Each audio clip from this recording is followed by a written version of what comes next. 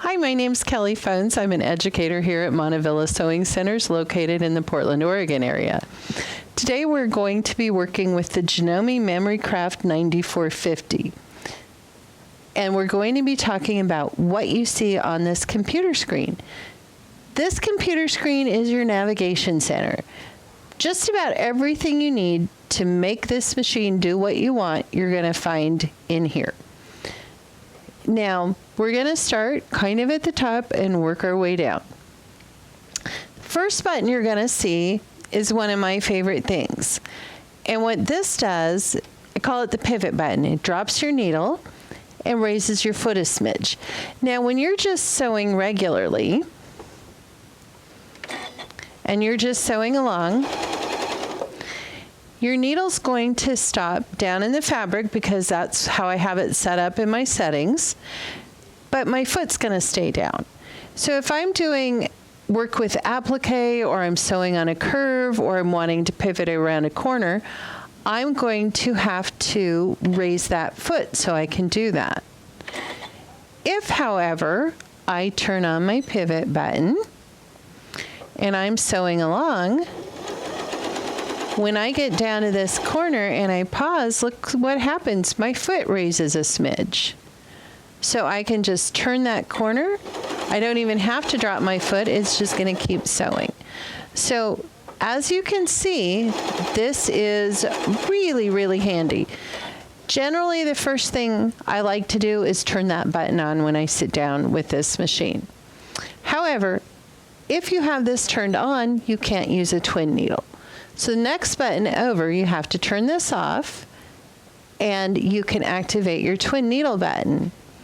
Now, once you activate that twin needle, it's going to gray out every stitch that you cannot use with that twin needle in. So you can easily scroll through and find something that you find interesting. The first grouping is utility stitches, and these have more practical purposes. Where it gets pretty fun is using these for decorative purposes. So one of my favorite ones is this one. It's just a really nice wavy top stitch. It's a really pretty stitch along the top of a bag or the hem of a skirt. So that's one of my favorite ones to use. So we're going to go back to our utility stitches, and we're going to toggle that twin needle off. Hit OK.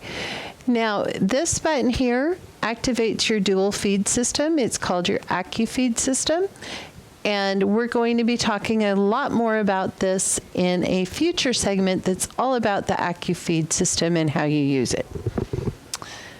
Right here you have a button with a B on it. So that means if you are partway down a zigzag or a decorative stitch, let's put it on a decorative stitch. It'll make a little more sense. Let's see. Heirloom will have something. So say you are testing out a sample and you start right here, but then you bring it back to your fabric. You want to tap that B and it will start here back at the beginning. So this is your back to the beginning button. This is going to show you which foot the machine is recommending that you use for this stitch. Now, these are your categories up here, and they correspond to the categories that you see on the lid of the machine. The first one, and the one that people tend to use a lot, is your utility stitches, which is just this box right here. This will give you the majority of your other categories, but you'll notice it starts with your applique stitches here. So you would select these. The trick is figuring out where to find all your buttonholes. So we're going to come back here, and anytime you see an arrow, go ahead and scroll over. Right now we're on page 2 of 2 of the utility stitches. If we keep scrolling over, here we find all of our buttonholes. So there's not really, with the exception of buttonholes, there's not really a shortcut to them. Everything else, there is a shortcut. So we can come up to our categories and go into our quilting stitches, which are right here. And you can simply scroll through until you find the stitch that you're looking for by tapping your arrows. And depending on which stitch you select, it will change the foot. These are your tapering stitches. So tapering stitches, you can tell the machine what kind of angle you want to start with. You can set it how long you want to have that segment for, and then what angle you want the end of that segment to be.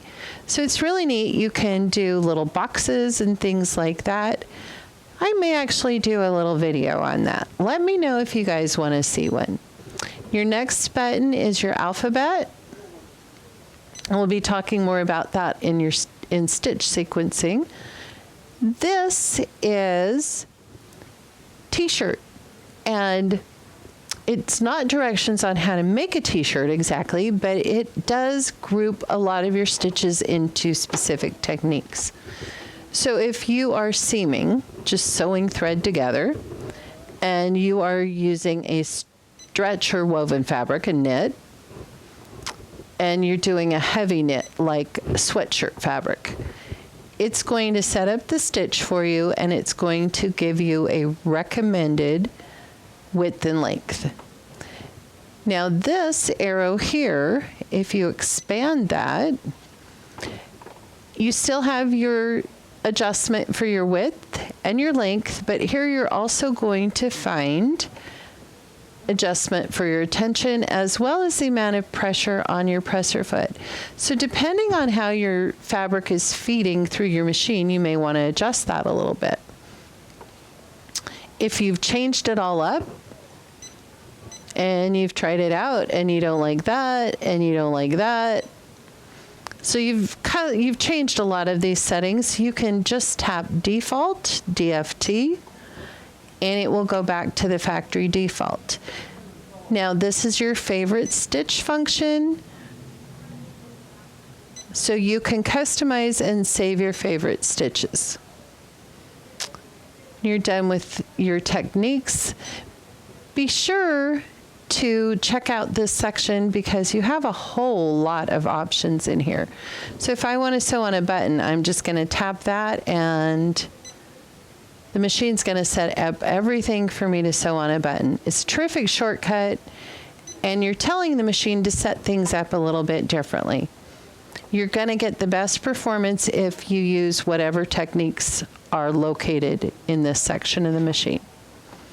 Now remember, anytime you see an arrow, go ahead and toggle that because there's likely going to be more pages.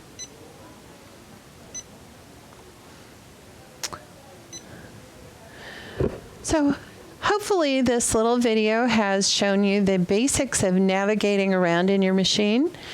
If you do get lost in it, give me a call at our Beaverton location and I will be more than happy to walk you through it. Happy sewing, everybody.